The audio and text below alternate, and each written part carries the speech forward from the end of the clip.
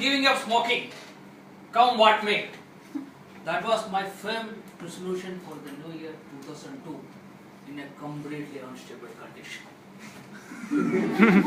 Rahul, my best friend, looked at me in a puzzled way, smiled mischievously, nodded his head.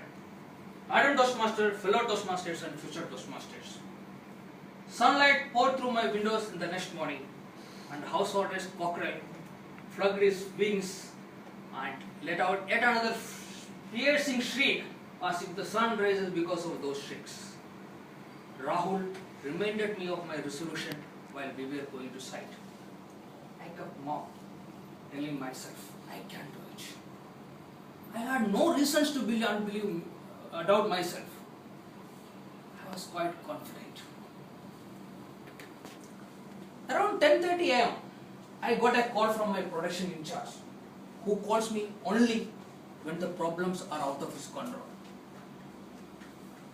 With a palpitating heart, I responded to his call. Aneesh, why? He sounded in extreme panic. Can you please come down to batching plant? Batching plant is the place where large quantum of concrete is produced. I was sure something was wrong because a major concrete was planned later that day. I rushed to the plant and gosh, what I saw. It looked like the desert. The plant was breakdown. We need to postpone the concrete. Production in charge's voice hit like a bomb.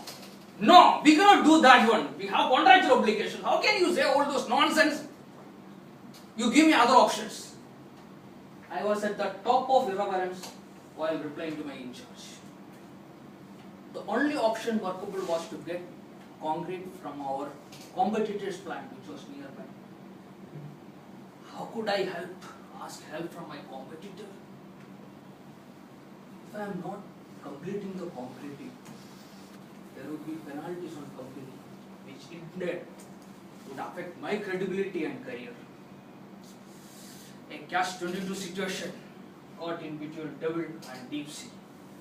I felt completely helpless and looked at my driver.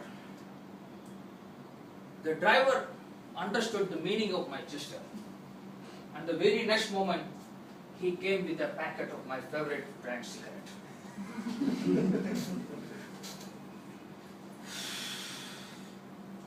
After a deep smoke, I put my egos behind, went into competitor's plant, discussed the situation with them, and succeeded in arranging the concrete.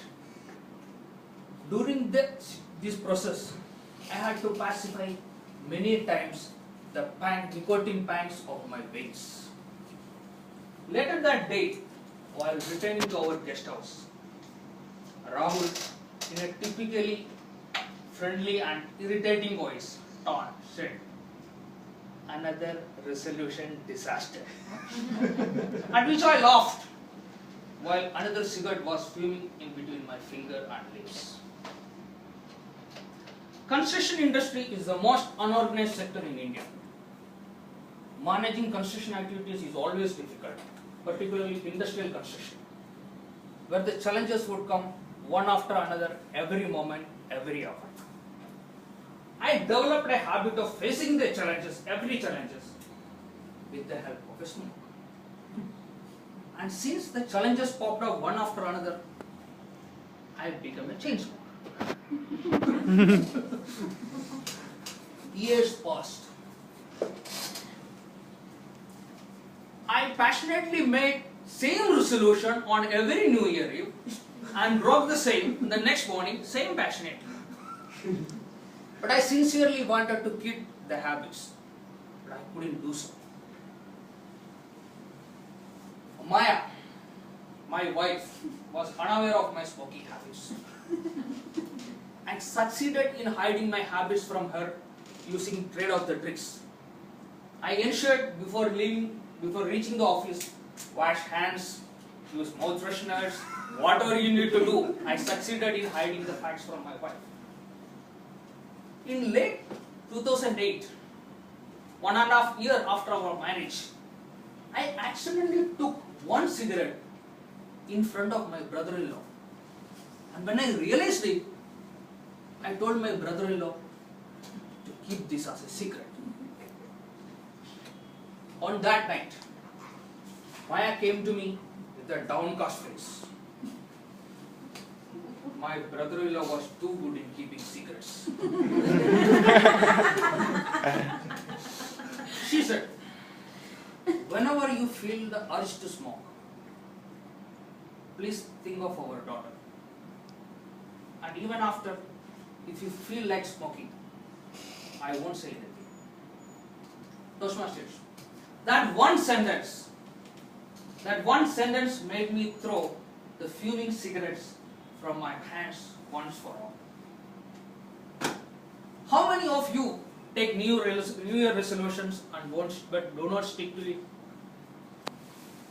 Let me put it this way. With a willpower, we can change the habits. But if you want to sustain those changed habits, you need to have a cause. If you have a cause, your willpower will ensure that you are sticking to your resolutions. I am a living example for that resolutions.